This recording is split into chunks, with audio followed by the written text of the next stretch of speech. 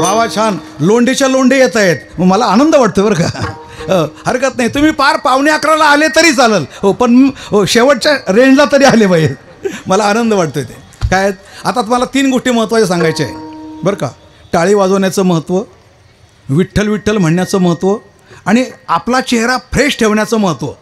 3 प्रकारचे महत्त्व सांगणार आहे. टाळीचं महत्त्व काय, ही जी टाळी वाजते ना आपली, हो, या टाळीमध्ये काय बघा, हो, ही टाळी म्हणजे नुसती हातावर हात आपटणं म्हणजे टाळी नाही हो. या हाताचे जे पॉईंट्स आहे ते एकमेकावर जेव्हा आदळतात त्यावेळेला, हो, ज्याला आरोग्य कळतं, डॉक्टर लोक याच्यावर संशोधन करतात, हो, त्यावेळेला या टाळीचं महत्त्व असं आहे हो, की त्यावेळेला आपलं रक्तभिसरण चांगल्या प्रकारचं होतं. बघा, दृष्टांत निकृष्ट आहे हो, पण सांगतो तुम्हाला. एक तृतीय पुरुष तर सर्वांना माहिती आहे, नाव घ्यायला मला बरं वाटत नाही, पण तृतीय पुरुष बरोबर ना हो, तो सहसा कधी आजारी पडलेला आणि ॲडमिट केलेला कोणी पाहत नाही, सहसा नसतो हो. काय कारण असेल वो, हो, कधी सर्दी पडली, खोकला झाला किंवा आजारी पडला असं सापडत नाही, तो आजारी का पडत नाही हो. त्याच्या आरोग्याचं कारण काय, तर तो दिवसभर जी टाळी वाजवतो अशी. आणि आम्हाला या आत्मीयतेने सांगावंसं का वाटतं माहिती का, आमची एक संस्था आहे, तिचं नाव आहे आधार तीर्थ हो. जेवढे म्हणून महाराष्ट्रामध्ये शेतकऱ्यांच्या कर्जापायी आत्महत्या होतात ती सगळी मुलं आम्ही जमा करतो. ते त्र्यंबकेश्वरला आश्रम आहे, आणि आमच्या आश्रमाची मुलं ज्यावेळेला नवी मुंबईला आम्ही नेली होती बरं का अर्जुन महाराज हो, ती नेली असताना हो, ट्रॅफिकमध्ये आमच्या 3 गाड्या उभ्या होत्या, सगळे मुलं मुली सारखेच, प्रत्येकाच्या टोपीवर लिहिलं होतं हो, आत्महत्याग्रस्त शेतकऱ्यांची मुलं. आणि ते हिजडे ज्यावेळेला पैसे मागायला आले ना ते मुलांकडं, त्यांना वाटायला लागलं गाड्या सारख्यात, मुलं सारखेत, प्रत्येकाच्या टोपीवर लिहिले आत्महत्याग्रस्त. त्याने विचारलं हो, आपका साहब कोण आहे हो. मग मुलांनी सांगितलं पुढच्या गाडीमध्ये गेले पुढं हो. मग ते तुमची गाडी काही, हे मुलं तुमचे का, हां आमच्याच मुले आश्रमामध्ये. अरे बापरे हो, त्याला सगळी स्टोरी कळाली की आत्महत्या झालेल्या शेतकऱ्यांची मुलं आणि मुली आहेत.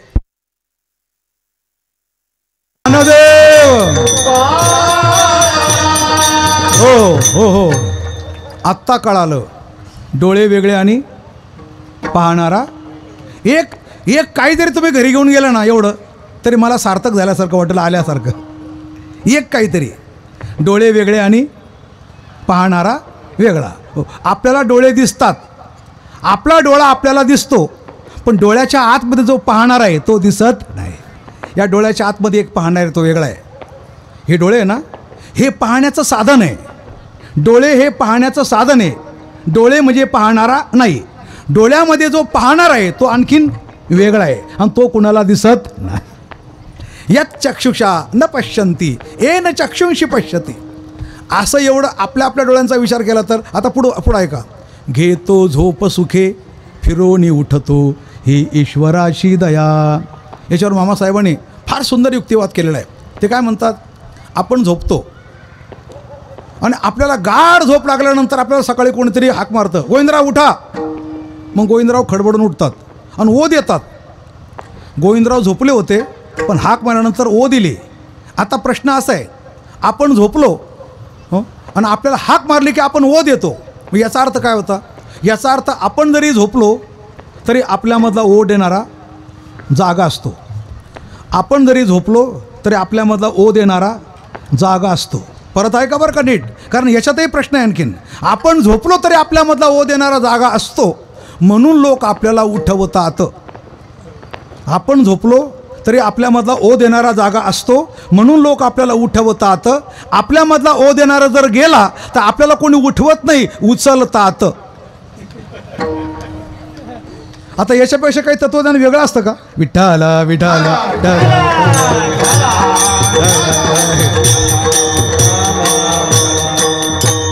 म्हणून प्रश्न पडला पाहिजे. जीवन म्हणजे प्रश्न आहे, उत्तर शोधा. जीवन म्हणजे गुंती आहे, उनगाडा करा. जीवन म्हणजे कोड आहे. भगवान शंकरांनी किती प्रयत्न केले प्रश्नाचं उत्तर शोधण्याकरता, स्मशानात बसले, भूतांची मैत्री, अंगाला राख लावली, एवढी तयारी करावी लागते.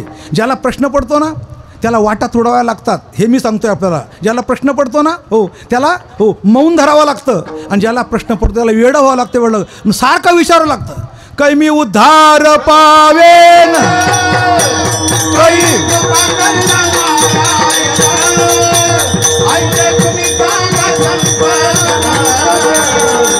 करा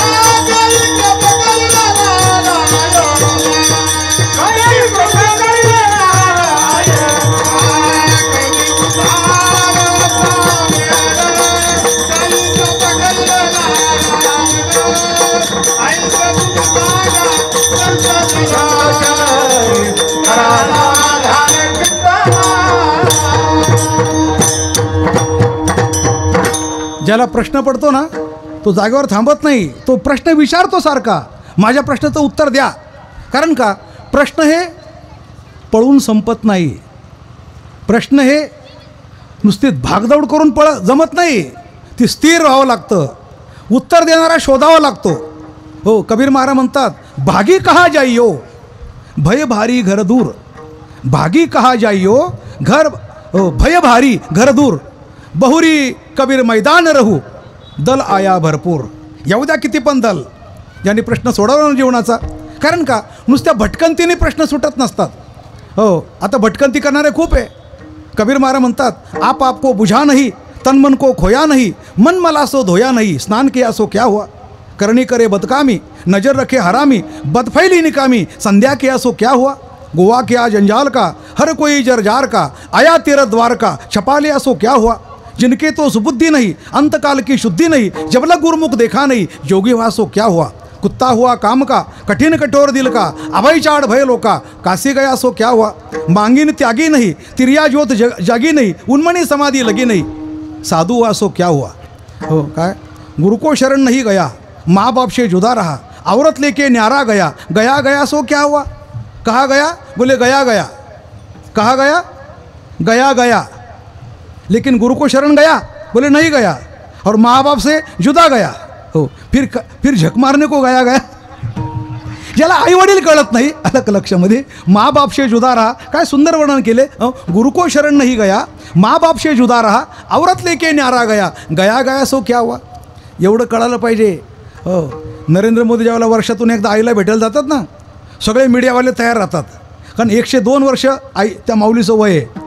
ज्या माऊलीने हे रत्न दिलं अख्ख्या भारताला, हो, ती माता अजून आहे. 102 वर्षाचं वय, हिराबेन. नाव काय, हिराबेन. आणि मोदीजी पण भेटायला जातात आपल्या आईला. एवढा टी व्हीवर दाखवलं जातं ना, मोदीजी आपल्या आईला भेटतात. ती बिचारी आई थरथरते, हाताने एखादा घास आपल्या मुलाच्या तोंडामध्ये घालते. हो, आणि तोंडामध्ये घास घालते, रुमालाने तोंड पण पुसते. और आई ते आईच ना शेवटी, मोदींचं तोंड पण पुसते.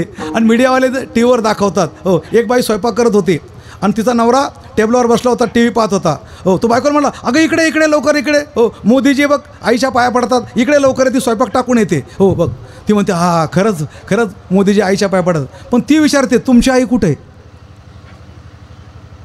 ती नवऱ्याला विचारते तुमची आई कुठे आहे. कुठंतरी गावाला आहे, पत्ता नाही याला काहीतरी. हो, या माणसाने जगामध्ये एक प्रेरणा दिली, तुम्ही किती मोठे व्हा पण आईला विसरू नका. अलग लक्षामध्ये. हो, ही त्या चरित्रातून प्रेरणा आहे. विठाला विठाला.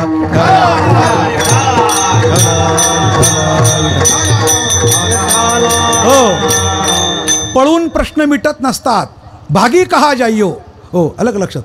स्वर्गाला गेले त्यांचे पण प्रश्न नाही मिटले, आणि म्हणून पळून प्रश्न मिटत नाही. जगामध्ये 5 वर्ग असे, लुच्चा, बच्चा, कच्चा, अच्छा और सच्चा. किती झाले नावं सांगतो. हो, चारवाक लुच्चा, जो स्वैर कर्म करतो, स्वैर भोगतो, अंगा मनासी रुसावे, त्याला म्हणायचं लुच्चा. चारवाक म्हणजे कोण, लुच्चा. हो, आता यज्ञ करून स्वर्गाला जातो, अप्सरा अमृत प्राप्त करतो, त्याला म्हणायचं बच्चा. बच्चा का म्हणायचं, अरे बच्चा तू स्वर्गात जरी गेला तरी केव्हा तरी आयुष्य संपणार आहे, परत खाली यावं लागणार आहे, कारण ते तम भुक्त्वा स्वर्ग लोकम विशालम. चारवाक लुच्चा, याज्ञिक स्वर्गाला जाणारा बच्चा. हो, आणि भ्रमण करणारा कापडी कच्चा. भटकत फिरून काय होते, नुसते फिरून प्रश्न मिटत नाही, त्याला म्हणायचं हो कच्चा. हो, आणि आसन लावून ध्यान करतो आणि आत्मानंद भोगतो, त्याला म्हणायचं अच्छा. काय काय ऐकलं. हो, स्वैर भोगणारा चारवाक लुच्चा.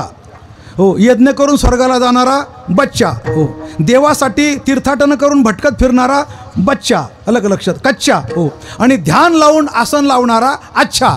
पण त्याच्यापेक्षा आपल्याला जे कळालं ते लोकांना देणारा सच्चा, त्याचं नाव संत. अलग लक्षामध्ये. हो, विठाला विठाला विठाला.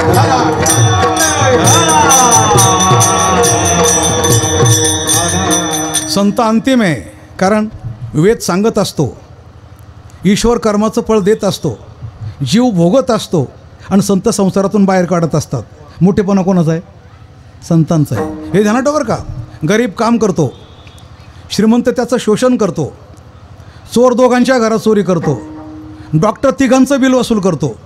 हो, वकील चौघांना गुमराह करतो, नेता 5 जणांवर राज्य करतो. हो, स्मशानवाला 6 जणांना जाळतो हो, आणि संत 7 जणांचा उद्धार करतात. सर्वात मोठं कोण आहे?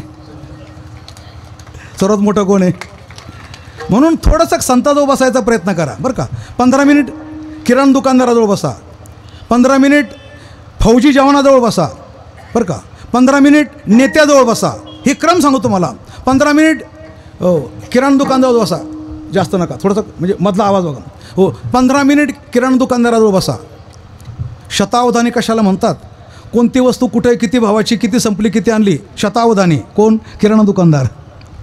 15 मिनिट फौजी जवानाजवळ बसा. समर्पण कशाला म्हणतात? कोणत्याही क्षणी समर्पण करायची तयारी असते.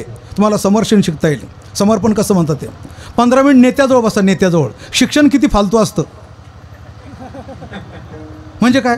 गरजच नाही शिकायची. IAS ऑफिसर हात मुजरा करतात, तो मस्त शिकायची गरज नाही. नेतेगिरी करता आली तर तुम्ही नेत्याजवळ बसा हो. शिक्षण किती फुकट आहे. तुम्ही बेवड्याजवळ बसा 15 मिनिट. बेवड्याजवळ जीवन किती सहज आहे, म्हणजे किती सोपं आहे. जगणं किती सोपं आहे. 15 मिनिट तुम्ही बेवड्याजवळ, कारण त्याला काहीच करावं लागत नाही हो.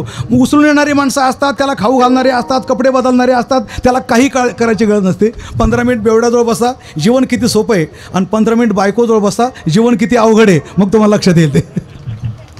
आणि याच्या पुढे जाऊन हो 15 मिनिट संतांजवळ बसा, मग तुम्हाला कळलं जीवन म्हणजे काय. बैसता संतांचे संगती. विठाला विठाला.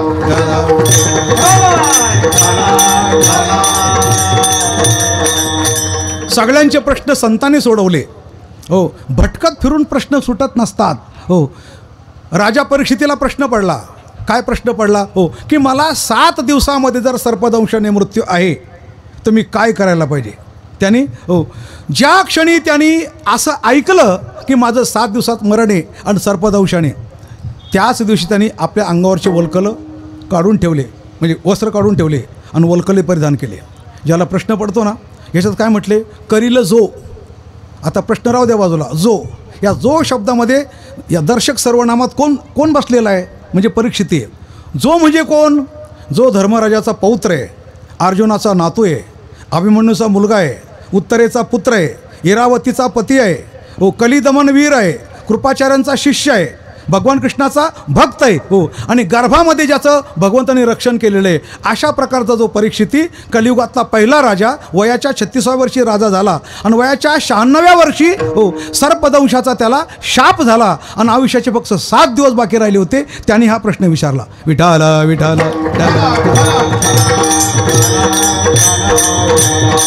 करील जो प्रश्न, सांगेल जो कथा,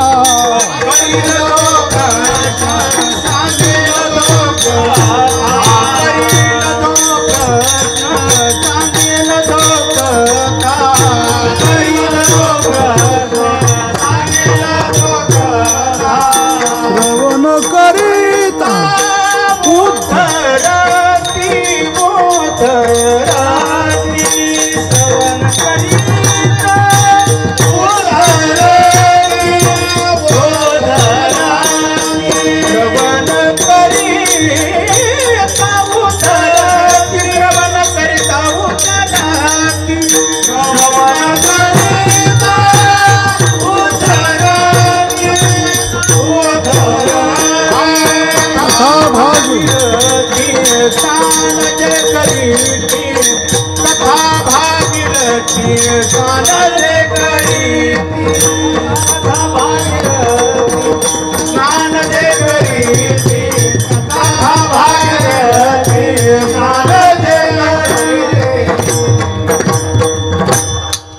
त्याचा प्रश्न आहे. कोणाचा? करील जो प्रश्न, जो इरावतीचा पती आहे, जन्मेजयचा बाप आहे, अभिमन्यूचा मुलगा आहे. काय कुळाची परंपरा बघा ना हो. सुशिलो मातृपुण्येन पितृपुण्येन चातुरहा, उदारो वंशपुण्येन आत्मपुण्येन भाग्यवान. मनुष्य हा हो आईच्या पुण्याने काय बनतो? सुशिलो. ज्याची आई शुद्ध आहे मुलगा सुशील बनतो. सुशिलो मातृपुण्येन पितृपुण्येन चातुरहा. विद्वान का निघतो? बापाची पुण्याई असते हो. पितृपुण्येन चातुरहा हो, आणि उदारो वंशपुण्येन हो, म्हणजे पाठीमागचे जे वंश असतात, वंशज, त्याच्यामुळे तो उदार निघतो. आणि आत्मपुण्येन भाग्यवान. अशा प्रकारचा सर्वांगाने भाग्यवान होता. त्याचं नाव परीक्षिती. परीक्षिती म्हणजे काय? क्षितिपरी. ही पृथ्वी ना, पृथ्वीचा राजा होता तो, कलियुगातला पहिला राजा. 30 वर्ष हो द्वापार युगातले, हो, आणि 30 वर्ष कलियुगातले, असा 60 वर्ष त्यांनी राज्य केलं त्यांनी. पण 7 दिवसामध्ये मला सर्पदंशाने मृत्यू होणार आहे असा जो शृंगीने म्हणजे शमीक ऋषीच्या पुत्राने शाप दिला, हो, तो त्यांनी धारण केला. त्याच्याकडून थोडी चूक घडली होती. आणि मग विचार केला, आता आपल्याला हो राज्य केलं 60 वर्ष, बरोबर आहे. राज्याचा विचार केला 60 वर्ष, आणि स्वतःचा विचार करायला किती दिवस शिल्लक राहिले? 7 दिवस. असं चाललं आहे आपलं. हो, प्रपंचाचा विचार करता आयुष्य संपतं आपलं, पण आपल्या जीवनाचा विचार करण्याकरता 7च दिवस बाकी राहिले. त्याला तरी 7 दिवस आहे, आपल्याला 7 दिवस आहे. आपल्याला मरेपर्यंत कोणी सांगणार नाही की तुमचे 5 मिनिट बाकी आहे म्हणूनसाठी. कारण माणसं खोटं बोलतात, शेवटपर्यंत खोटंच बोलतात. जर ॲडमिट केलं ना आपल्यासारख्याला एखाद्याला, हो, तर डॉक्टर मुलांना बाजूला घेतो आणि सांगतो मुलांना, बघा आता हे तुमचे वडील 1-2-4 दिवस जगणारे, फार नाही, काही पैसे खर्च करू नका, घरी घेऊन जा मुलाबाळामध्ये. डॉक्टर सांगतो, हो. आणि डॉक्टर निघून गेला की हा मुलांना विचारतो, डॉक्टर काय म्हटले माझ्याबद्दल, असं विचारतो. मुलांनी खरं सांगायला पाहिजे ना, की डॉक्टर म्हटले की तुम्हाला आता हो 4-5 दिवसात मृत्यू येणार आहे, सांगायला पाहिजे ना. खोटं सांगता सगळे, हो, पण डॉक्टर म्हटले की तुम्ही आता घरी जाऊन चांगले होणार आहे. शेवटपर्यंत खोटं बोलतात माणसं. हो, जर सांगितलं त्या माणसाला तो म्हणजे विचार तरी करेल ना, हो चला आता आत्मचिंतन काहीतरी करूया. पण नाही, शेवटच्यापर्यंत माणसं लबाड बोलतात, लबाड. आपल्याला आत्मउद्धाराची संधी देत, घ्या, खाऊन घ्या, पिऊन घ्या, वकिलाला बोलवा, सहाय्य करा तेवढा करून घ्या. हो, कारण काय, हो काय लबाड माणसं आहे. ऐशी या चोरांचा कैसा हा विश्वास. म्हणून आपला आपण उद्धार करायचा आहे ना, राजा परीक्षितीप्रमाणे करा. त्याला 7 दिवस बाकी राहिले, पण त्यांनी 7 दिवसाचं सोनं केलं. हो, म्हणजे आयुष्य जगला 96 वर्ष, राज्य केलं 60 वर्ष, आणि आयुष्याकरता उरले 7 दिवस. आपल्या उद्धाराकरता कमी दिवस शिल्लक राहतात. एक राजाची तुम्हाला गोष्ट सांगतो. त्याने राज्य भरपूर केलं, पण त्याने असं केलं की आपल्या राज्यातले जेवढे 1 नंबरचे कलाकार आहे त्या सर्वांना सरकारी मानधन द्यायचं ठरवलं. सर्वांना 1 नंबरचा मृदंगाचार्य, 1 नंबरचा गायनाचार्य, 1 नंबरचे कीर्तनकार, 1 नंबरचे नृत्यिका, 1 नंबरचा जलतरणपट्टू, 1 नंबरचा क्रिकेटपट्टू. हां, हो, सर्वांना सांगितलं. सर्वजण आले, प्रत्येक गाव आपल्या माणसाला घेऊन आले. हा आमच्या गावामध्ये 1 नंबरचा मृदंगाचार्य. हो, राजाने त्याला मानधन दिलं, खोली दिली, राहण्याकरता नोकर चाकर दिले. सगळ्या नंबर 1च्या कलाकारांना राजसुविधा मिळाली, पण एका गावामध्ये नंबर 1चं कोणीच नव्हतं. असं एक गाव होतं, त्या गावात नंबर 1चा मृदुंगमणी नव्हता, कीर्तनकार नव्हता, जलतरणपट्टू नव्हता, क्रिकेटपट्टू नव्हता. मग काय करायचं? मग त्याने काय केलं, एक मूर्ख आणला, राजा पुढे उभा केला. म्हणे हा कोण आहे? म्हणे हा नंबर 1चा मूर्ख आहे. नंबर 1चं काय? मूर्ख. म्हणे हा कशाला नाव? तुम्ही सांगा नंबर 1 पाहिजे, कशात का होत नाही, पण काय पाहिजे? राजा म्हटलं बरोबर, घटना आहे त्याप्रमाणे केलंच पाहिजे. ठीक आहे, त्या मूर्खाला सुद्धा हो खोली दिली, मानधन, नोकर चाकर सगळं मिळालं. पण राजा म्हटलं त्या मूर्खाला, हे बघ, हो आता तू मूर्ख आहे असं लोक सांगतात, मला तर काही माहिती नाही. हो, तुझी परीक्षा पण घेता येत नाही ना, मूर्खाची काय परीक्षा घ्यायची? ही काठी तुझ्याजवळ ठेव. ही कुठपर्यंत ठेवायची? ज्या दिवशी तुला तुझ्यापेक्षा मूर्ख भेटल त्याला ही काठी देऊन टाक. हे अंडरलाईन करून ठेव बरं का. ज्या दिवशी तुला तुझ्यापेक्षा मूर्ख भेटल त्याला ही काठी देऊन टाक. मूर्ख गेला, त्याला खोली भेटली, मस्त मानधन मिळालं. त्यानंतर 20 वर्ष झाले. आता राजाचा अंतकाळ जवळ आला. राजा म्हटला आता मी निघालो, हो माझा शेवट मला दिसू लागला आहे, आता सर्वांना बोलून घ्या. सर्वांना बोलून घेतलं. नंबर 1 वाले सगळे आले. राजा म्हटला बघा, हो आता मी चाललो निर्याण पथाला, आता माझ्यानंतर जो राजा होईल तुम्हाला सगळ्या प्रकारची मानधन सुविधा अशीच राहील, पण आता मी निघालो. तो मूर्ख समोर आला. तो म्हटला राजे तुम्ही चालले कुठं? लो म्हणे हा खरंच मूर्ख आहे बरं का. राजा म्हटलं अरे या प्रवासात कोण हो गेले चालणारा माणूस काय सांगतो का मी कुठं चाललो आहे? ते सांगू शकत नाही. तो मूर्ख म्हटला राजे मग तुम्ही परत कधी येणार? हे काय मूर्ख माणूस आहे, या प्रवासातून अजून कोणी परत आलं का? कोणी परत आलं नाही. तुम्हाला राजे मग तुम्ही कशावर बसून चालले आता? घोड्यावर का टांग्यावर कशावर? काय मूर्ख माणूस आहे म्हणे, काय विनाकारण वेळ घेतो? अरे या प्रवासात अजूनपर्यंत कोण कशावर बसून गेला हे कोणी सांगू शकत नाही. मग राजे हो तुम्ही आता खाण्याकरता बरोबर काय घेतं? डबा, भाजी, भाकर काही? अरे बाबा या प्रवासामध्ये खायला बरोबर काही नेता येत नाही. त्या मूर्खाने किती प्रश्न विचारले? 4. पहिला प्रश्न, राजे हो तुम्ही चालले कुठं? उत्तर काही नाही. परत कधी येणार? उत्तर काही नाही. हो कशावर बसून जाणार? उत्तर काही नाही.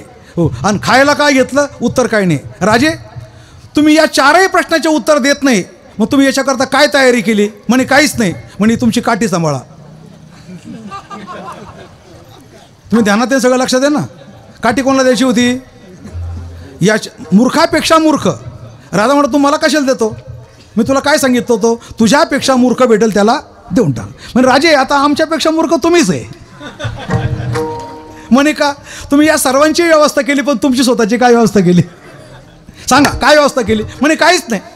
काही अहो, तुम्हाला जर वाटलं असं तुम्ही एखादा श्रीगुरू आणला असता, हो, श्रवण केलं असतं, ब्रह्मज्ञान ऐकलं असतं, हो, तुम्ही स्वतःला मुक्त करून घेतलं असतं, पण तुम्ही तसं काही केलं नाही. हो, ध्यानात ठेवा, श्रीमंतीचा 4 प्रकारचा विनियोग होत असतो. ज्याची श्रीमंती आहे ना, पैसा आहे, पाणी आहे, बंगला आहे, खर्च करायची दानत आहे, हो, त्याने 4 श्रीमंतीचा विचार पहिला क्रमांक ब्रह्मज्ञानासाठी करावा. हो, जर जनक आहे तर याज्ञवल्क्याला आणून त्यांनी उगाच काय श्रवण केलं सगळं. राजा परीक्षितीने शुकांना बोलवलं का? आपल्या श्रीमंतीचा सत्तेचा वापर आपल्या ब्रह्मज्ञानासाठी करावा आणि मुक्त व्हावं. श्रीमंतीचा पहिला विनियोग ब्रह्मज्ञानासाठी करावा. नाही करता आलं, श्रीमंतीचा विनियोग दानधर्मासाठी करावा.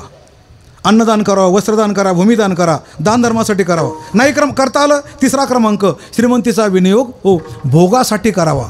चांगल्या गाद्या, चांगला पलंग, बंगला, ठीक आहे, हरकत नाही, पण निकृष्ट नाही. पण याच्यापेक्षा खाली येऊन श्रीमंतीचा विनियोग व्यसनासाठी करू नये, पिण्यासाठी वगैरे हो असा करू नये. असे 4 विनियोग असतात. राजे, तुम्ही काहीच केलं नाही, काठी सांभाळा. हो, आता मी तुम्हाला विचारतो, जगातला सर्वात मोठा मूर्ख कोण? कोण? आता राजा, गोष्ट संपली, राजा घेऊ नका. आता जगातला सर्वात मोठा मूर्ख तो आहे ज्याने आपला स्वतःचा विचार केला नाही. तो विठ्ठल विठ्ठल विठ्ठल.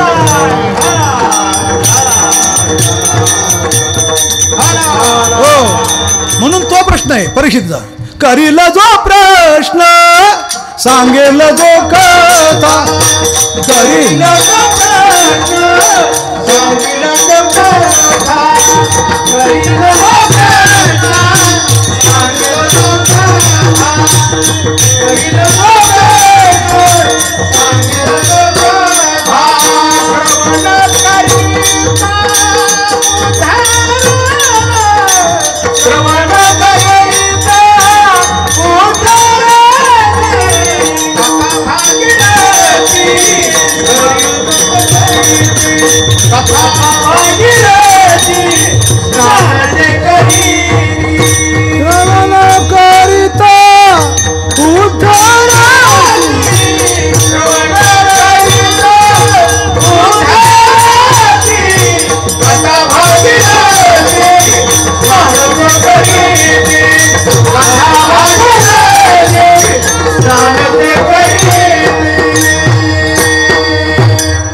आतापर्यंत फक्त प्रश्न करणाऱ्याचाच प्रश्न आपण उचललेला आहे. प्रश्न करणारा कसा पाहिजे? परीक्षितीसारखा किंवा अर्जुनासारखा. प्रश्न कसा करावा?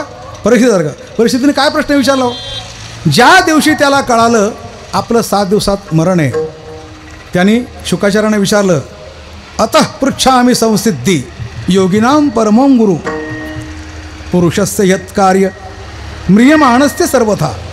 ज्याचं मरण समीप आहे अशा माणसाने काय करायला पाहिजे? माझं मरण समीप आहे, मी काय करू असं नाही विचारलं. ज्याचं कुणाचं, कारण का त्याला माहिती जगात सगळे परीक्षितीच आहे. तो परीक्षिती राहू द्या बाजूला, त्याचं मरण किती दिवसामध्ये होतं? 7. आणि आपलं मरण 7च. आपलंही मरण 7च दिवसात आहे, कारण वार किती आहे? 7. हो, आपल्याकरता काही 8वा दिवस जन्माला येणार, सोमवार असेल किंवा मंगळवार असेल किंवा बुधवार, पण कोणता तरी 7 दिवसात एक वार आपल्याकरता आहे. म्हणून 8 गोष्टी धरा. आले धरा, ढवळा धरा, जाते धरा, मासा धरा, बांदी धरा, बेटकोळी धरा, मेंढा धरा आणि ग्रहण धरा. किती धरा? 8. आले धरा. आले म्हणजे हो, नाणे आले ते आले नव्हे, केने आले ते आले नव्हे, बरं का. हो, तर आयुष्याचे नरदेहीचे आले, आयुष्य ते आले धरा. आले धरले. आता ढवळा धरा. ढवळा नव्हे कापूस, ढवळा नव्हे स्फटिक, ढवळा नव्हे प्रकाश, ढवळा नव्हे राजहंस. मग ढवळा म्हणजे काय धरा? ढवळा म्हणजे धर्म धरा. आले धरले, ढवळा धरला. हो, आता मासा धरा. नदीचा मासा तो मासा धरावा. का तोळ्याचा मासा तो मासा धरावा, हो नदीचा मासा तो मासा नव्हे, तोळ्याचा मासा तो मासा नव्हे, मनो मासा धरा. काय काय धरलं, आले धरले, ढवळा धरला, मासा धरला, आता जाते धरा. कोणते जाते धरा, हो आभ्र जाते ते जाते धरा, का वायूने जाते ते जाते धरा, हो आभ्र जाते ते जाते नव्हे, हो जे वाया जाते ते जाते धरा. आले धरले, ढवळा धरला, मासा धरला, जाते धरले, आता बांधी धरा. ते ग्रहणापर्यंत बरं का, आणि असं सांगावं लागतं ते अलग लक्षामध्ये. आले धरा, ढवळा धरा, मासा धरा, जाते धरा, बांधी धरा, बेटकुळी धरा. हो म्हणजे काय संत वाङ्मय महाराज काय. हो तुम्ही आयुष्यभर वाचा, आयुष्यभर श्रवण करा. जर वाचलं ना तुम्ही, ते मोबाईलमध्ये ऑप्शन, ते हे फेसबुक आणि हे गुगल आणि हे ट्विटर, हो पाहायची तुम्हाला इच्छाच होणार नाही. हल्ली माणसं ते संत वाङ्मय पाहत नाही, त्याच्यात ते ऑप्शन पाहत नाही, अध्यात्म पाहत नाही, मोबाईलमधलं आकर्षण वाटतं. हो रस्त्याने चाललं की असं असं करीत चालतं, नुसतं असं असं असं, आणि धडक मारतं एकमेकाला. माणसं मोबाईलच्या नादामध्ये माणसाला माणसं धडक मारतात, यात विशेष काही नाही बरं का. माणसं माणसाला धडक मारतात यात विशेष काही नाही. माणसं दुसऱ्याच्या घरामध्ये शिरतात, असं घडलं. अशी चाळ होती, एक रस्ता कामावून सुटला आणि मोबाईलच्या नादामध्ये दुसऱ्याच घरामध्ये शिरला. आता चाळी सगळ्या सारख्याच राहतात, फक्त नंबर असतात. हा मोबाईलच्या नादामध्ये दुसऱ्याच्या घरामध्ये शिरला. बरं हा शिरला, त्या बायकोला तरी समजायला पाहिजे ना, पण ती पण मोबाईलच्या नादामध्ये होती. ती मोबाईल पाहत होती. तिने आपला पाण्याचा ग्लास भरून दिला, चहा ठेवला अर्धा कप, त्याला दिला अर्धा कप, तिने घेतला. ती पण चहा पिते, तो पण चहा पितो, पण दोघांच्या लक्षामध्ये येणं की आपण काय करतोय ते. शेवटी त्या घरचा खरा मालक आला. आता तो पण मोबाईलच्या नादामध्ये होता, अलग लक्षामध्ये. तो बरोबर शिरला घरामध्ये, पण दुसरा माणूस पाहिला, मग तो तिसऱ्या घरामध्ये शिरला. आता हसा हरकत नाही. माणसं मोबाईलच्या नादामध्ये दुसऱ्यांच्या घरामध्ये शिरतात. असं वेळ लागलं त्या मोबाईलमुळे. हो संत वाङ्मयाचं वेळ लागू द्या, हो ज्ञानेश्वरीचं वेळ लागलं पाहिजे. दृष्टांताचं ज्ञानदेव सांगे दृष्टांताशी मा साधूचे संगती तरुणोपाय, असा आनंद आहे त्यामध्ये. हो युक्तिवाद आहे. हो नामदेवराय म्हणतात, परब्रह्म डोळा दावैसे म्हणती, परिणयाची युक्ती ज्ञानोबाची. हो म्हणजे श्लोकाची उकल कशी करावी आणि एखादं पद समजून सांगण्याकरता कोणता दृष्टांताची योजना करावी, अशा प्रकारची युक्ती ज्ञानोबाऱ्यासारखी जगात कोणाला करता येणार. परब्रह्म डोळा दवायचे म्हणती, म्हणणारे पुष्कळे, हो पण करून दाखवणारे फक्त ज्ञानोबा आहे. विठाल विठाल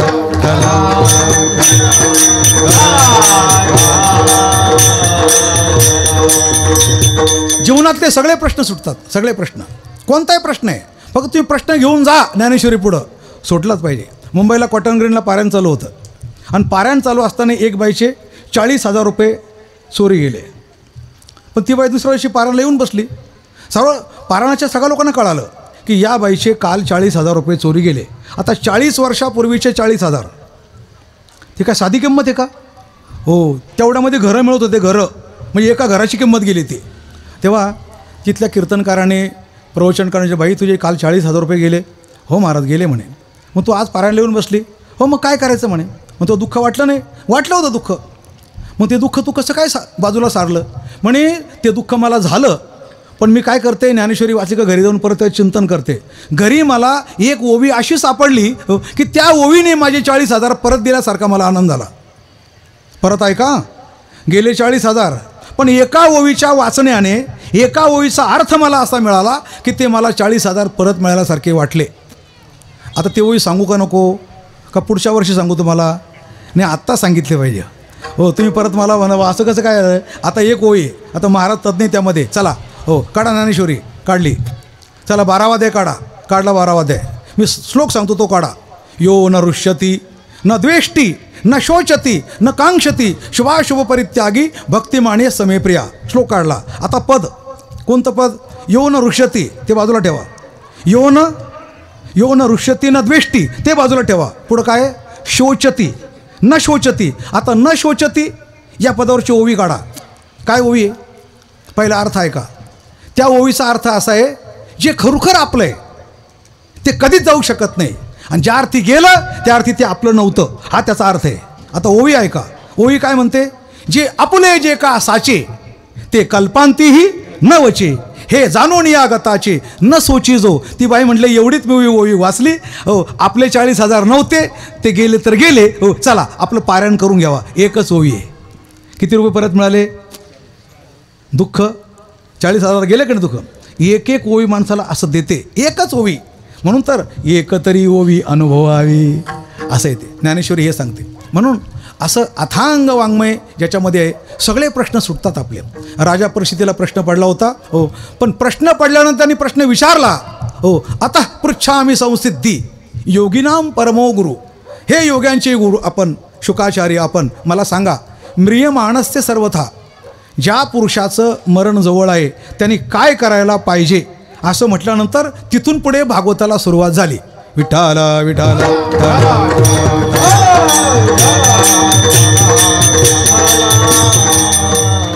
मग करायची का सुरुवात आता? फार मोठे 7 दिवस दोघांनी अहोरात्र सांगितलं बरं का. शुकाने सांगितलं 7 दिवस मांडी न मोडता, आणि परिस्थितीने पण ऐकलं मांडी न मोडता, हो. आणि म्हणून ते 18,000 श्लोक झाले सगळे, हो. राजा परिस्थिती प्रश्न विचारत होता, शुक महाराज सांगत होते, दिवस मावळत होता, पुन्हा दिवस उगत होता, हो. यांचं अनशन व्रत होतं, त्यामुळे पाणी पण प्यायचं नाही, मांडी पण मोडवायची नाही, आणि शुक महाराज सांगत राहिले, राजा परिस्थिती ऐकत राहिला. काय 16,160 बायका. विषय काय? सोन्याची द्वारका. विषय काय? 56 कोटी यादव. विषय काय? राजकारण. आता भागवत म्हणजे राजकारण नाही का? राजकारण कशाला म्हणता? भीष्म मरत नाही ना, अर्जुना शिखंडीला उभं कर. राजकारण कसं असतं? हो, भीष्मांनी प्रतिज्ञा केली, द्रौपदी मी तुला पहाटे उठवतो. उठली द्रौपदी, चल माझ्याबरोबर, नेलं बरोबर. आता आपण कुठं चाललो आहे? तुम्ही सांगितलं ना विचारायचं नाही. बरं मी सांगतो तुला, आता आपण चाललो भीष्माच्या रावटीमध्ये. कुठं चाललो आहे आता? भीष्माच्या रावटीमध्ये. ते काय करत असतील म्हणून मला, मी सांगतो ना तुला, तू फक्त माझ्याबरोबर चल. हो, आता ते ध्यानस्थ असतील, तू आज जायचं, पाया पडायचं. हो, त्याने काल प्रतिज्ञा केली ना, उद्या नी पांडवी पृथ्वी करणार, एकही पांडव जिवंत ठेवणार नाही, केली ना प्रतिज्ञा. आता राजकारण कसं बघा, राजकारण पाया पडायचं, बांगड्या वाजवायच्या, आणि त्याने आशीर्वाद दिला पाहिजे समाधीमधून. काय? अखंड सौभाग्यवती भव. एकदा ते असं म्हटले की मग ते पांडवांना कसं मारतात ते पाहतो. कळलं का? आता हे राजकारण नाही तर काय हो. काल त्यांनी हिच्या नवऱ्यांना मारायची प्रतिज्ञा केली आणि पहाटे तिलाच घेऊन गेले पाया पडायला. द्रौपदी पाया पडली, हो, आणि भीष्माने डोळे बंद असताना आशीर्वाद देऊन टाकले. बांगड्या वाजताय म्हणजे सौभाग्यवती असेल, आशीर्वाद देऊन टाकला, अखंड सौभाग्यवती भव. द्रौपदी उभीच राहिली. भीष्माला वाटलं ही बाई जात का नाही, डोळे उघडून पाहिले. हो बापरे, द्रौपदी तू? हो म्हणे मी. आणि एवढ्या पहाटे?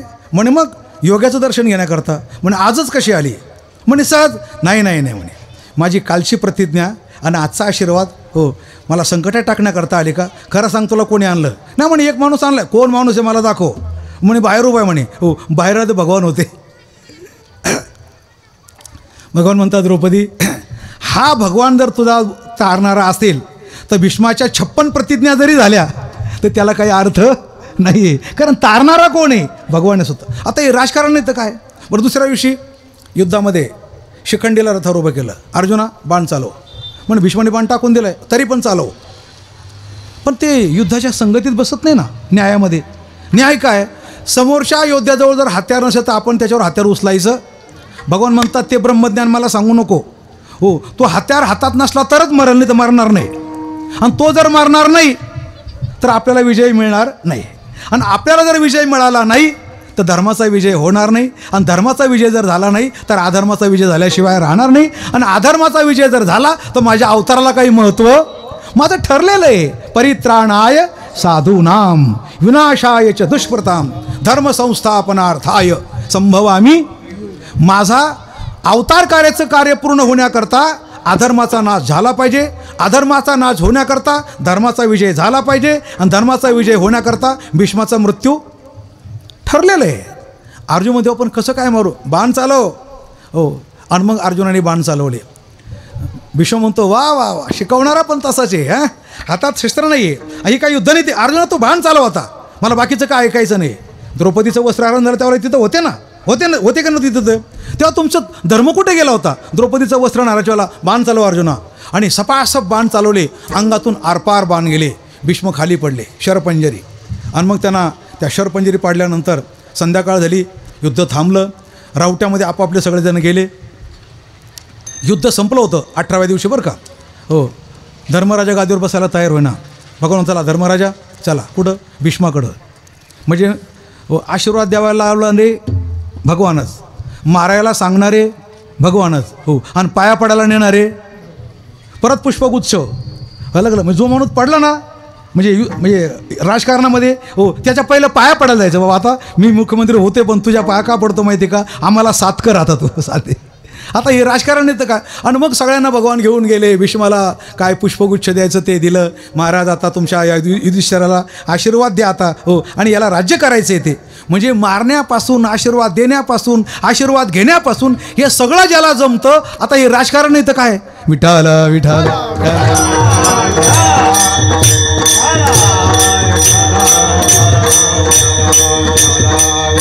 पण हे सगळं शुक महाराज आनंदाने सांगतात. राजा परीक्षिती ऐक, भगवान कृष्ण परमात्मा काय. हो, क्वचित दिव्यम क्वचित शौर्यम गुणरहितम कामनारहितम प्रत्यक्षणम वर्धमानम अविच्छिन्नम सूक्ष्मतरम अनुभवरूपम. भगवंताचे गुण गायले. तो ब्रह्मचारीच आहे. 16,108 पत्नी असल्या तरी तो भ्रम आहे भ्रम. नारदासारखे भ्रमिष्ठ झाले. हो, नारदासारख्यांना पण कळालं नाही.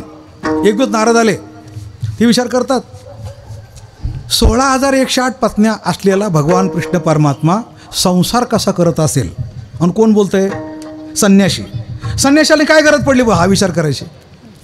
तुमचं लग्न झालं नाही, तुम्ही संन्यासी आश्रमात राहा, काहीतरी नामचिंतन करा. संसारी माणसं संसार का, तुम्हाला विचार करायची काय गरज होती. पण नारद म्हणे आपण जाऊच एकदा. गेले आणि त्याशी नारदी केलीत बघा. वेद मुका झाला, लक्ष्मी पाय दाबत बसली. हो, नारदाची नारदी केली. त्याला म्हणतात कृष्ण परमात्मा. शुकाचार्यांना भाड बनवलं आणि राजा परीक्षितला खेळून ठेवलं. खेळून चरित्र ऐकता ऐकता तो चरित्रनायकच अशा प्रकारचा आहे. नारद गेले. त्याने विचार केला 16,108 आहे ना, हा काय सर्वत्र नसणार. 16,108 महाल आहे. प्रत्येक महालात एक एक स्त्री आहे. बरोबर आहे. हो, आणि भगवान कृष्ण किती आहे, एक. म्हणजे कुठंतरी असेल कुठंतरी नसेल. बरोबर आहे ना, बरोबर आहे. तुम्ही पण हो म्हणता खुशाल. तुम्ही बरोबर कसं काय म्हणताय. म्हणून भागवत आहे का, भागवत आहे का. भगवान परमात्मा दरबारातून आले की रथामध्ये एकटे. सात्यकीने रथ उभा केला आणि भगवत रथातून उतरले खाली की 16,108 रूप आपापल्या महालात प्रवेश. दुसऱ्या दिवशी महालातून बाहेर निघाले. रथात बसले की परत एक, परत दरबारात. असं भगवंताचा रोजचा नित्यक्रम होता. पण नारदाच्या लक्षात राहिलं नाही. नारदाने विचार केला हा काही 16,108 घरात नसणार. एका घरात आपण हो जाऊया. पहिल्यांदा रुक्मिणीचं घर पाहिलं. दरवाजा वाजवला. रुक्मिणीने दरवाजा उघडला. हो हो हो नारद या, साधू संत येते घरा, या या तुमचे पाय धुऊ द्या. पहिले विचारतो हे कुठे, हे म्हणजे कोण, तुमचे मालक. म्हणे आत्ताच आंघोळीला बसले. हो आंघोळीला बसले का, बरं येतो नंतर केव्हा तरी येईल. आपण या, नाही येतो केव्हा तरी. नारद पुढे गेले. विचार करता आता इथं आहे म्हणजे पुढं आता नाही. हां, हे श्रोत्यांना कळालं पाहिजे. पण नारदाला त्या दिवशी काही कळेनाच. हो हो, सत्यभामेच्या मंदिरात दरवाजा वाजवला, दार उघडला. या या या नारद आले. या बसा. नाही नाही बसायला वेळ नाही. हे कुठे आहे, आत्ताच आंघोळ झाली आणि कपडे बदली करता. हो इथं असं आहे काय, बरोबर येतो नंतर. पुढे गेले. जांबुवंतीच्या घरी दार वाजला. काय करताय भगवान. म्हणे आत्ताच आंघोळ झाली आणि देव पूजेला बसले. देव पूजेला बसले. देव कोणाच्या पूजेला बसले. देव कुणाच्या पूजेला बसले. नारदाला मोठा प्रश्न पडला. आम्ही याची पूजा करतो, हा कोणाची पूजा करतो. म्हणे आईसाहेब जरा बाजूला. म्हणे का, मला बघू द्या. नारद पावलाचा आवाज न करता हळूहळू पुढं चालले. हळूहळू कुठे म्हणे ते बघा त्या कोपऱ्यात बसलेत. पलीकडे देवारा होता. देवारा बराच उंच होता. देवाचं तोंड तिकडे होतं. नारद पाठीमागून गेले.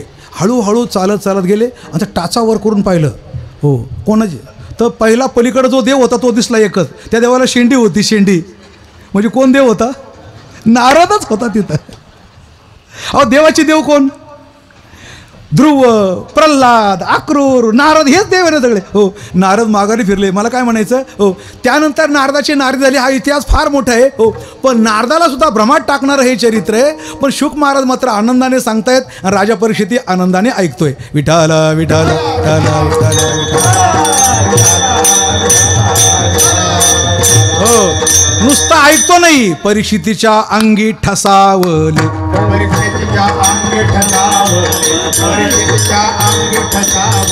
शुकादिक योगी रंगले श्रीरंगी.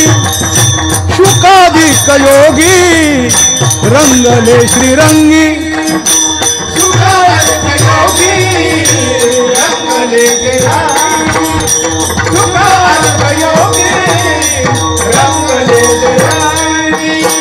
परीक्षितीच्या अंगी ठसावले, परीक्षितीच्या अंगी ठसा, परीक्षितीच्या झाली पै विश्रांती याचका सकळ,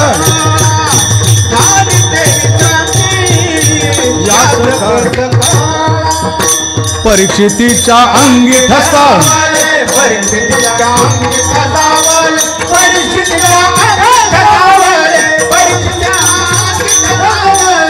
झाली पै विश्रांती याचका सकळ,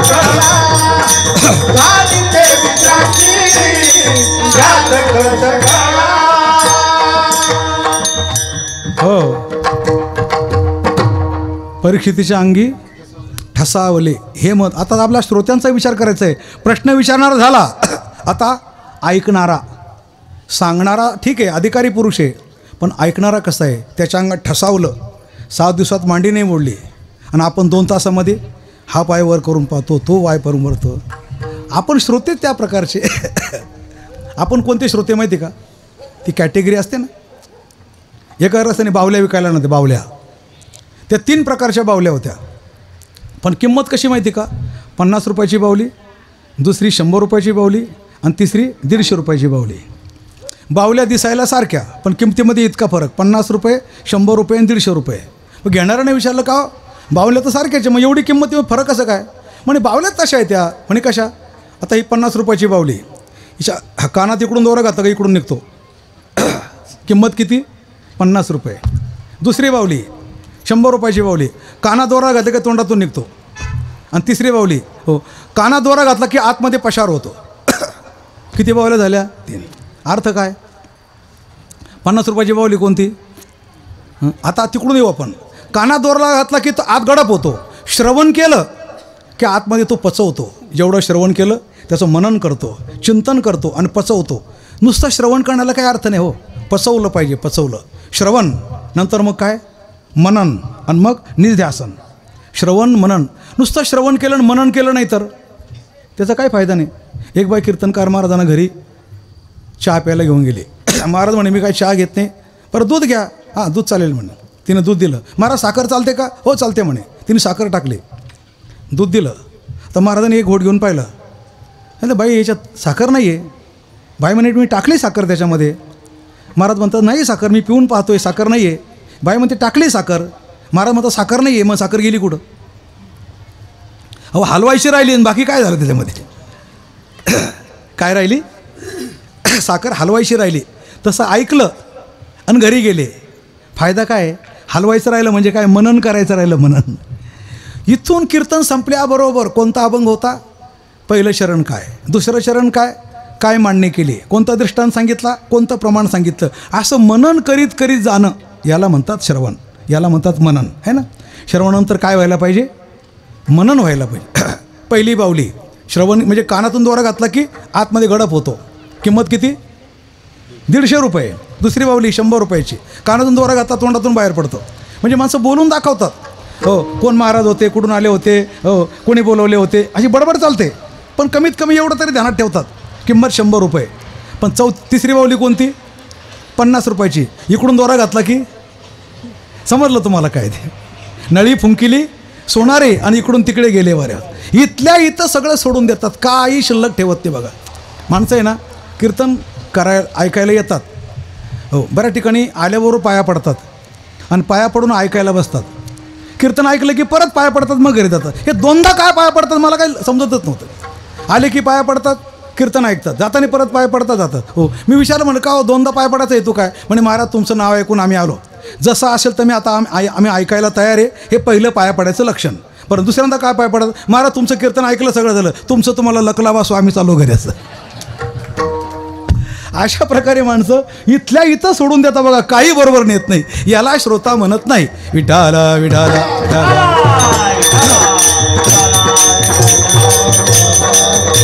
हो श्रोता वक्ता म्हणजे काय? बॉलर आणि बॅटमॅन. श्रोता वक्ता म्हणजे काय? शिंपला आणि स्वाती.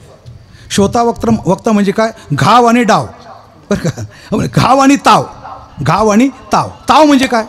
तो लोहार ज्याप्रमाणे लोखंडाला लाल करतो आणि आयरनवर ठेवतो आणि दणादणवरून घाव घालतो आणि बरोबर करतो, ताव आल्याशिवाय घाव घालण्यात मजा नाही. श्रोत्याच्या ठिकाणी ताव आला पाहिजे आणि मग वरून घाव, तेव्हा वस्तू तयार होते. बुंद जो बन गए मोती, खाली शिंपलं आहे, एक स्वाती नक्षत्राचा थेंब त्याच्यामध्ये पडतो आणि काय तयार होतो? मोती तयार होतो. प्रत्येक शब्दाचा मोती तयार करायचं काम तुमच्या हातात आहे. तुम्ही कानामध्ये शब्द पडला की त्याचा मोती तयार झाला पाहिजे, तो वाया जाऊ द्यायचा नाही. शिंपलं आणि स्वाती आणि बिंदू, बस. हो, शिंपलं याप्रमाणे असलं पाहिजे. किंवा बॉलर आणि बॅटमॅन है ना, तो बॉलर जेव्हा तिकडून बॉल टाकण्याकरता येतो, असं असं घासतो, असं असं घासतो वगैरे है ना, तो तिकडून काय तयारी करतो, तिकडून येताना तो बॅटमॅन कसा सारखा नुसता बॅट ती अशी देऊन असं नुसतं, त्याला माहिती आता बॉल येणार, आता 4 मारायचा का 6 मारायचा का आऊट व्हायचं. त्याला आऊट करणारे 10 जण असतात है ना, आऊट करणारे 10 जण असतात. हो, याला एकट्याला 10 जण म्हणून रन काढायचा असतो आणि तो प्रत्येक जण हो टाकणारा काय म्हणतो, याला आता आऊटच करणार. हो, बाजूला म्हणतो याचा आता मी कॅचच घेणार. हो, एक मग मागचा म्हणतो याला आता मी स्टंपिंग. म्हणजे प्रत्येक जण 10 जण 10 पद्धतीने आऊट करण्याकरता तयार असतात. तरी बॅटमॅननी जीव लावून प्राणपणाला लावून हो रन काढायचा असतो, बरोबर ना. हो, तुम्ही बॅटमॅन आहे, बॉलर ज्यावेळेला पळत येतो ना, हो तो बॅटमॅन जसा सावध राहतो तसं कीर्तनकाराचा शब्द तुमच्या कानामध्ये येताना तुम्ही कसे पाहिजे, त्या सावध पाहिजे एकदम. आता काय पुढे येणार, आता काय पुढे येणार. तुम्हाला माहिती आहे बॉलिंग करताना जर बॅटमॅन जर इकडं तिकडं पाहायला लागला तर तो बॉल कुठं फटका बसेल काही सांगता येत नाही है ना. त्या पतोडीचा डोळा गेला का नाही, पतोडीचा डोळा गेला ना त्याचा. हो, सावध. याप्रमाणे बॉलर आणि बॅटमॅन, तसा श्रोता आणि वक्ता. विठ्ठल विठ्ठल.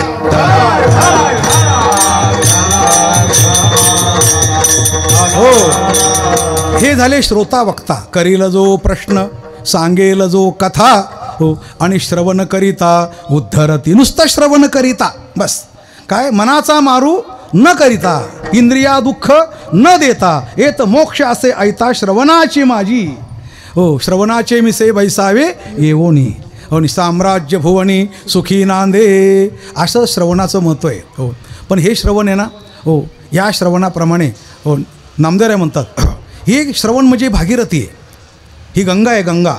ही कथा म्हणजे काय, कथा त्रिवेणी संगम, देवभक्त आणि नाम, तेथीचे उत्तम चरण रजवंदिता, अशा प्रकारची भागीरथी. पण या भागीरथीमध्ये तुम्ही स्नान कसं करायचं, अभंगाच्या दुसऱ्या चरणात सांगतो. कथा भागीरथी स्नान जे करी, कथा भागीरथी स्नान जे करी, कथा भागीरथी स्नान जे करी, कथा भागीरथी स्नान जे करी, त्याचे उद्धरती पूर्वजाचे, त्याचे उद्धरती पूर्वजाचे, कथा भागीरथी स्नान जे करी, कथा भागीरथी स्नान जे करी, त्याचे उद्धरती पूर्वजाचे, त्याचे उद्धरती पूर्वजाचे, कथा भागीरथी स्नान जे करी, कथा भागीरथी स्नान जे करी. ही कथा भागीरथी आहे, हिच्या स्नान केलं पाहिजे, स्नान शुद्ध व्हायला पाहिजे. हो, बघा या भागीरथी जे स्नान करतात ना, त्यांना कुठं फिरायची गरजच नाही. मी ती प्रमाण आधी सांगून गेलो. आप आपको बुझा नाही, तन मन को खोया नाही, मन मला असो धोया नाही, स्नान किया असो क्या हुआ. नुसत्या वरच्या तणाला काही महत्त्व नाही. इथलं स्नान आहे, जे ज्ञान गंगे न्हाले आणि पूर्णता जेवणी झाले, जे शांतीसी आले पलव नव्हे, हे खरं स्नान आहे. कुठं कीर्तनात जे तुम्ही ऐकता ना, ही जी ज्ञानगंगा आहे हे खरं स्नान आहे. म्हणून हो, आता ती जी गंगा आहे बरं का, हो त्या गंगेमध्ये स्नान करण्याकरता तुम्हाला लांब जावं लागतं, दूर जावं लागतं. अलग लक्षामध्ये, भागीरथी स्नाना श्रम लागे फार आणि करावे एकाग्र मन तेथे. नामदेवराय म्हणतात, नामा म्हणे ऐसे बोले भागवत आणि शुक सांगत असे परीक्षिते. 2 चरणाचा विस्तृत, 2 चरणाचा शब्दशः असा भावार्थ झाला. विषय फक्त मांडून ठेवतो, नंतर आपल्याला तो घ्यायचा आहे.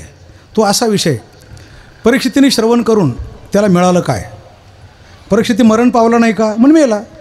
मग एवढं रामायण कशा करता? मरण तर काही चुकलं नाही ना. मरण चुकलं का परीक्षितीचं? मेलाच ना. मग कशा करता श्रवण? तर असं आहे, कबीर महाराज म्हणतात श्रवणाचं म्हणजे भागवताचं फल काय? एक दोहा आहे कबीर महाराजचा, ते म्हणतात, सांज पड गई दिन ढल गया बाघन घेरी गाय. संध्याकाळ झाली, दिवस माळवला, वाघाने गाय पाहून ठेवली.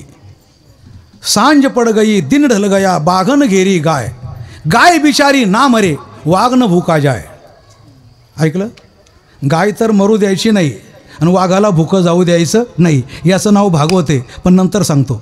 विठोबा रखुमा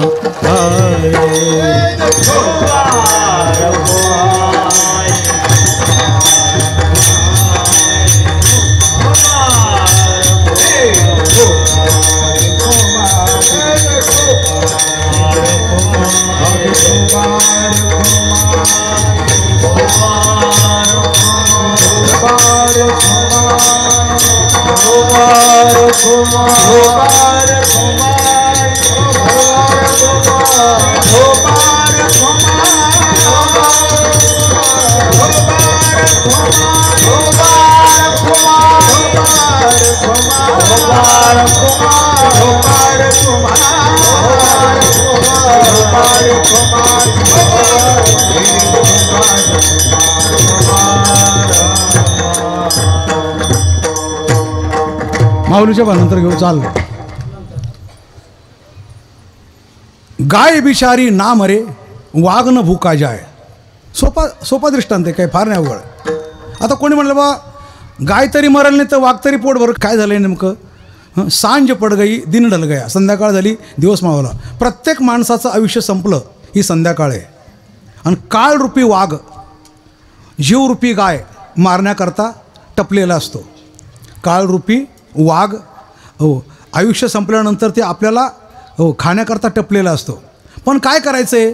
गाय बिचारी ना मरे वाघ न भुकूया. वाघ भुका जाऊ द्यायचं नाही. म्हणजे काय? शरीर हे मरणारच आहे, हे काळाला समर्पण करायचं. देह हे काळाचे देऊन टाकायचं. आणि गाय म्हणजे जीव, तो परमात्म्याला समर्पण करायचा. गाय मेली नाही आणि वाघ भुका गेला नाही. हे झालं राजा परीक्षितीचं. शेवटच्या क्षणाला तो जरी तक्षक आला तोपर्यंत राजा परीक्षिती देहावर राहिलाच नव्हता. 7 दिवसाच्या श्रवणानंतर तो मोक्षाला समीप झालेला होता. तक्षकाने फक्त त्याच्या शरीराला दंश केला. दंश करायच्या आधी राजा परीक्षिती मोक्षाला प्राप्त झाला होता. गाय बिचारी ना मरे वाघ न भुका जाय. अशा प्रकारचं भागवत आहे. ही आपल्या भारताची श्रीमंती आहे. आणि या श्रीमंतीचा भोग आता हळूहळू माणसं घेऊ लागलेले. आता मला बराचसा विषय तुमच्यासमोर मांडायचा आहे. 10 मिनटात तो संपवतो, जास्त काही लांबवत नाही. अशा ग्रंथाने युक्त असलेला आपला देश आहे. ही आपल्या देशाची ओळख आहे. पण माणसं ओळख विसरून चालले होते. कारण का?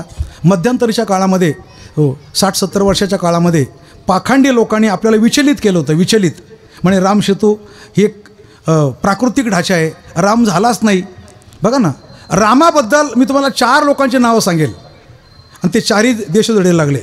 एक म्हटला रामसेतू, रामायण हे काल्पनिक आहे, राम झालाच नाही. एकाने म्हटलं राम म्हणजे तुम्हाला ज्यावेळेला बाबरने आक्रमण केलं, जब बाबरने आक्रमण किया था तब तुम्हारा रामलला कहाँ सो गया था, असं लालू प्रसाद म्हटला. तो आता जेलमध्ये आलं का लक्षामध्ये? तब तुम्हारा रामलला कहाँ सो गया था.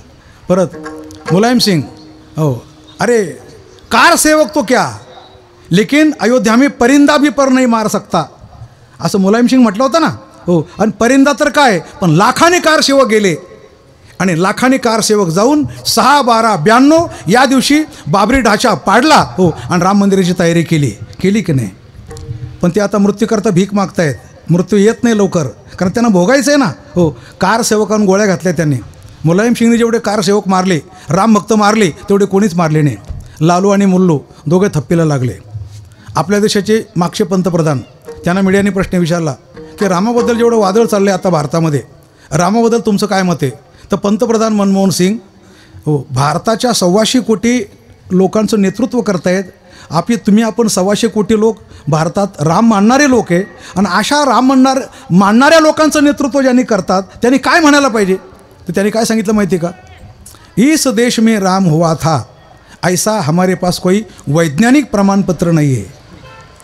सरळ सांगून मोकळे झाले, आमच्याकडे वैज्ञानिक पुरावा नाही आहे. हो, आता त्याचा परिणाम, हो, आमची पण घोषणा होती, अलग लक्षात, हो, राम मंदिर की बात करेगा वही देश पर राज करेगा. हो, राम मंदिराच्या करतील ना ते देशावर राज्य करतील. आज तीच वेळ आली की आम्ही त्याच्याकरता पुरावे शोधले. पहिलं तर बाबरी राशा पाडल्यानंतर, हो, पुरावे शोधायला सुरुवात केली. हो, राम मंदिर नव्हतंच म्हणे, बाबरी मस्जिदच होती. उत्खनन झालं, त्यामध्ये पुरावे सापडले. ते पुरावे सापडल्यानंतर त्याच्यावर शिलालेख सापडले. साल शक हे लवंकुशाने मंदिर बांधलं होतं, त्यानंतर विक्रमादित्याने मंदिर बांधलं होतं. अनेक वेळा जीर्णोद्धार झाला. हो, त्रेतायुगातली गोष्ट आहे. ते सगळे पुरावे सापडले. उत्खनन करून मग ते पुरातत्व खात्याकडे गेले. पुरातत्व खात्याने शोध लावला. हो, आणि मग पुरातत्व खात्याने न्यायालयामध्ये दिले 100% राम मंदिरच होतं. पण निकाल द्यायचा कोणी? भारत काँग्रेसचं राज्य चाललेलं आहे, निकाल द्यायचा कोणी? लोक म्हणायचे, हो, त्या काळाचं सरकार म्हणायचं, हो, निकाल दिला तर मग मुसलमान नाराज होतील, ते नाराज झाले तर आपली वोट बँक जाईल, आणि वोट बँक गेले तर आम्ही परत सत्तेवर येऊ शकणार नाही. हो, अनेक प्रकारच्या गोष्टी. शेवटी सरकार बदलण्याचे लोक वाट पाहत होते. हो, घोषणा एकच होती, राम मंदिर की बात करेगा वही देश पर राज्य करेगा, है ना. हो, शेवटी सरकार बदललं. आमच्या विरोधात 22 वकील दिले काँग्रेसने, 22 वकील विरोधामध्ये, पण आमचा एकच वकील लढत राहिला. हो, सत्य बोलण्याकरता. हो, आणि जास्त लोकांची काही गरज नसते. आमची कोकण प्रांतामध्ये गोशाळा आहे, 14 एकर जमीन आहे. हो, तिच्यामध्ये 4,500 गाई, हो, नेहमी असतात, रक्षण चालू आहे. पण आमचा एक वकील होता, त्या वकिलाचं नाव ललित जैन. आता आपले माणिक जैन साहेब, त्यांना मी गोष्ट मुद्दाम सांगितली. ललित जैनने आमची केस आतापर्यंत चालवली, पण त्या ललित जैनचा, हो, मागच्या काळामध्ये म्हणजे 20 वर्षापूर्वी, हो, खाटीक लोकांनी खून केला. अलग लक्षात ती बातमी पेपरला आली. त्या मैदानाला आम्ही नाव दिलं. हो, भरगतचा अशा प्रकारे समाज जमला. त्यांना मरणोत्तर प्राणीमित्र पुरस्कार दिला गेला. अलग लक्षामध्ये प्राणीमित्र पुरस्कार. हो, त्या जैन समाजाचे धर्मगुरू ते ललित जैन मरण्याच्या आधी गुरूंना भेटण्याकरता गेले होते, आणि गुरूंना सांगितलं, बोले महाराज जी, मैं तो ऐसा काम करता हूँ, काम बहुत खतरनाक है, अगर मुझे ऐसा काम करते करते मौत आ जाएगी तो मुझे कौन सी गति मिलेगी. त्यांच्या गुरूंनी सांगितलं, बोले ललित, हो, तुम बहुत अच्छा काम करते हो, गायों की रक्षा करते हो, तुमको अगर मृत्यु आ जाएगी तो तुमको मोक्ष नहीं मिलेगा, तुमको स्वर्ग नहीं मिलेगा, तुमको गोलोक भी नहीं मिलेगा, लेकिन जो अभी गोरक्षण करते हैं उनके आगे पीछे तुम रहोगे और तुम उनका रक्षण करोगे, ये तुमको जन्म मिलेगा. आम्ही ज्यावेळेला फिरतो, महाराष्ट्रामध्ये भ्रमण करतो, त्यावेळेला आम्हाला एकच खात्री असते, आमचा ललित जैन आमच्या मागं कुठेतरी उभा आहे, आणि तो आमचं रक्षण करतोय, आणि तो अजून जिवंत येतो. कारण अशी माणसं कधी मरत नसतात, ते अजरामर होत असतात. तुम्ही भिवंडीला येऊन पहा, त्या चौकामध्ये तुम्हाला नाव मिळेल. हो, प्राणीमित्र पुरस्कार प्राप्त झालेला ललित जैन. मला काय म्हणायचं आहे, हो, आमच्या विरोधामध्ये 22 वकील दिले, 22 वकील. तरी 22 वकिलांच्या नाकावर टिचून आपण संविधानाच्या माध्यमातून राम मंदिराची केस जिंकलो, आणि आता मंदिरा बांधकामाला सुरुवात आहे, आणि 2024 साली प्रभू रामचंद्राला आपण मंदिरात पाहणार आहोत. हे आपलं भाग्य आहे. अलग लक्षामध्ये फक्त एवढंच आहे, ज्या दिवशी मंदिराच्या बांधकामाला सुरुवात झाली त्यावेळेला कोरोनाचा कालावधी होता. 5 ऑगस्ट 2020 साली भारतातल्या प्रत्येक हिंदूच्या दारामध्ये गुढ्या उभारल्या होत्या, है ना. आता फटाके वाजतायत, विठाला विठाला.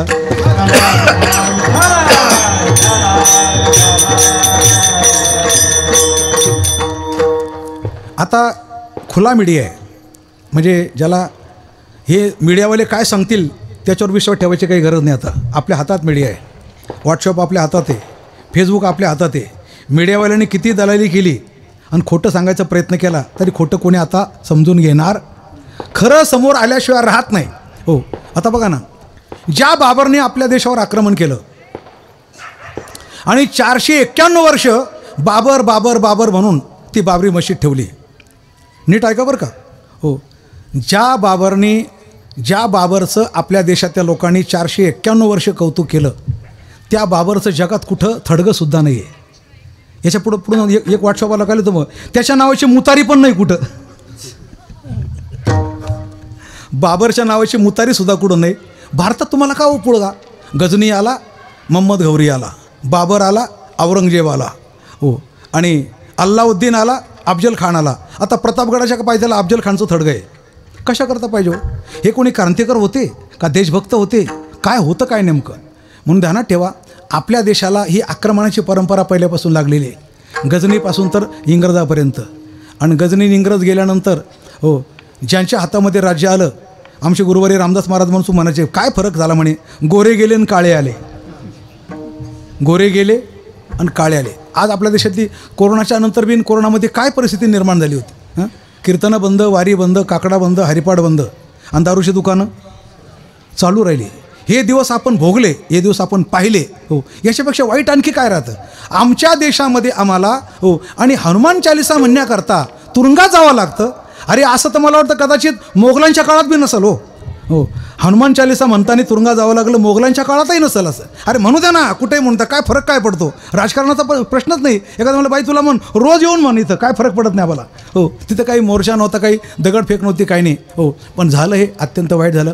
मला फक्त एकच सांगायचं आहे, या देशामध्ये अध्यात्माला पहिल्यापासून विरोध आहे, रामाला पहिल्यापासून विरोध आहे, रामायण महाभारताला पहिल्यापासून विरोध आहे. हो, हा जो विरोध आहे ना, बघा, आपण वेळेवर जर शहाणे झालो नाही, पाहता पाहता इराण, इराकसारखे राष्ट्र आपल्या डोळ्यासमोर गेले. एका काळामध्ये भारत देश इतका मोठा होता, इराण आपला, अफगाणिस्तान आपलं होतं, पाकिस्तान, श्रीलंका, हो, तिबेट, नेपाळ, बांगलादेश, इतका मोठा भारत होता.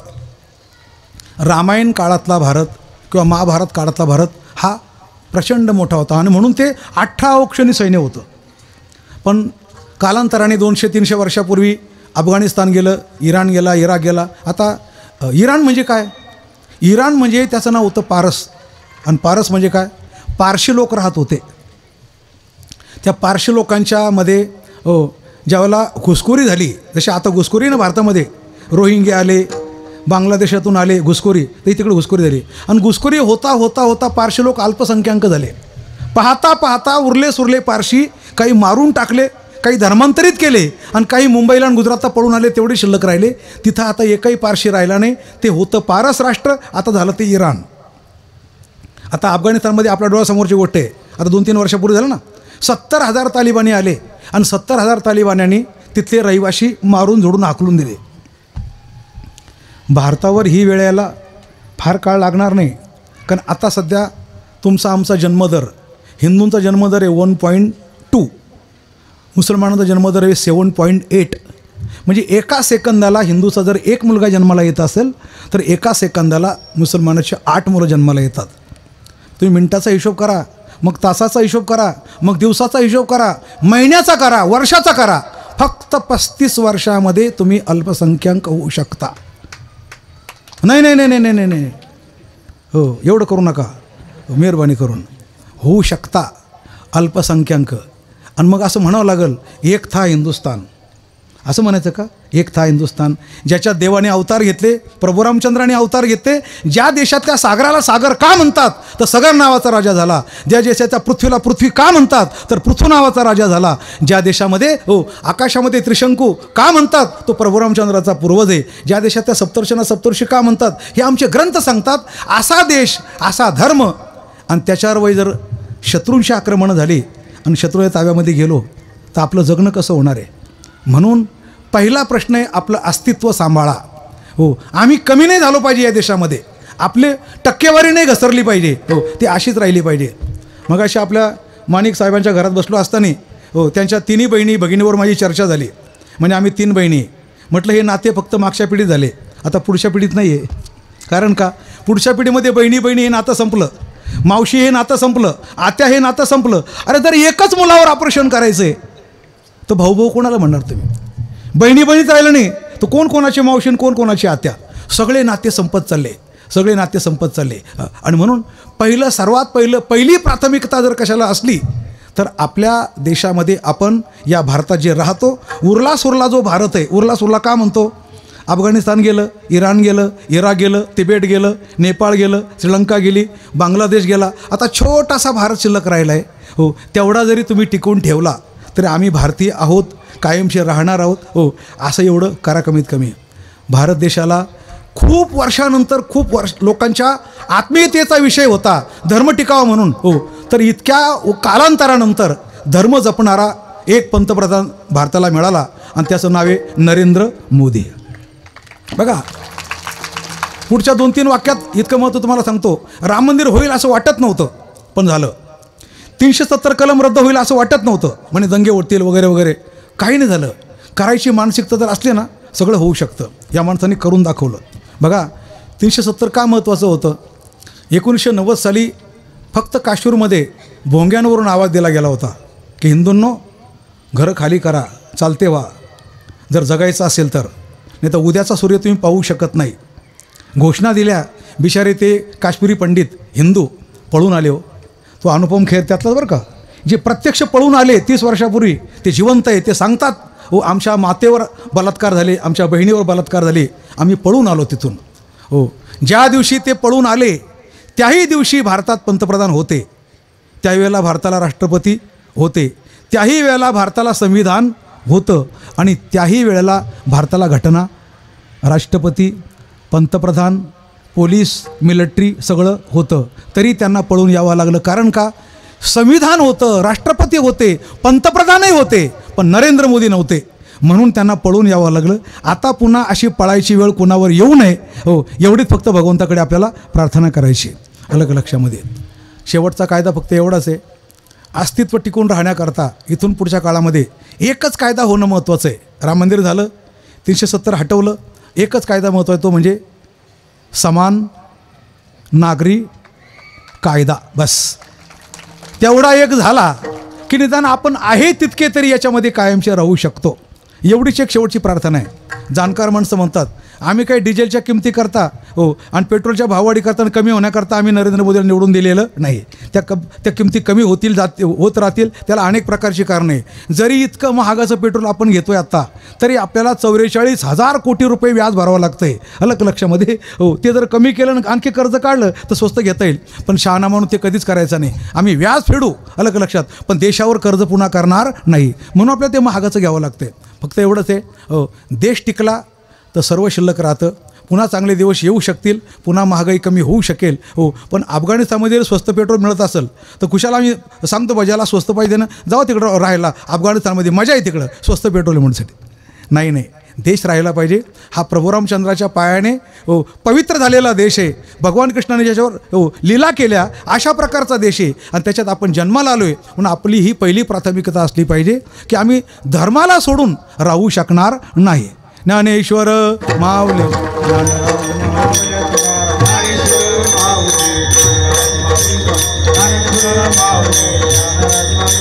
ज्ञानेश्वर माऊली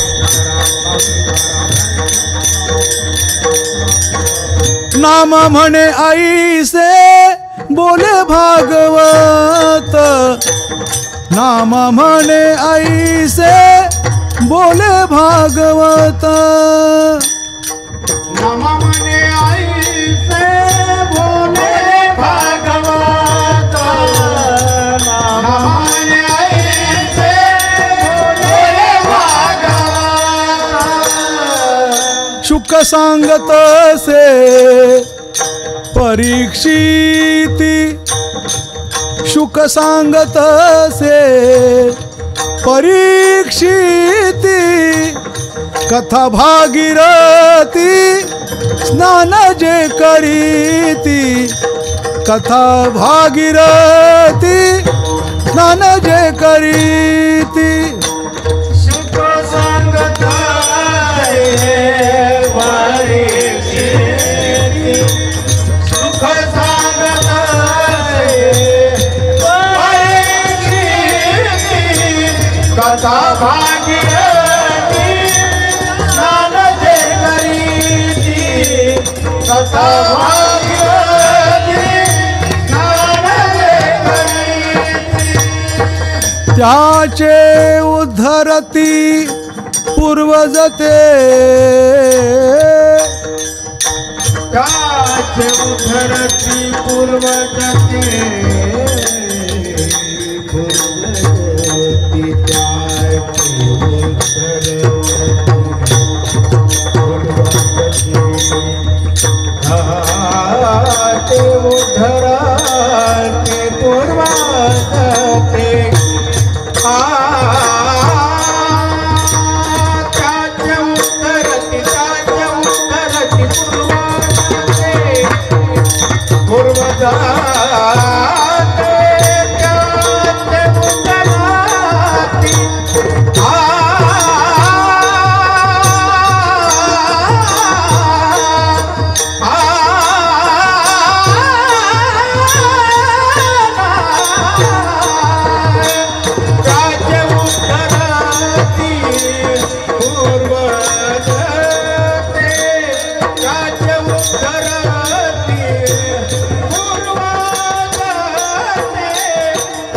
भागीरथी नामदे करीती कथा भागीरथी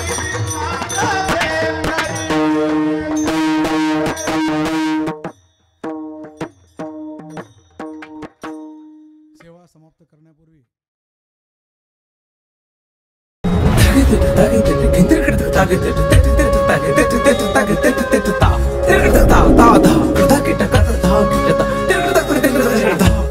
आमच्या स्वरगुंजन वारकरी यूट्यूब चॅनलला लाईक करा, सबस्क्राईब करा आणि बेल आयकॉन दाबायला विसरू नका.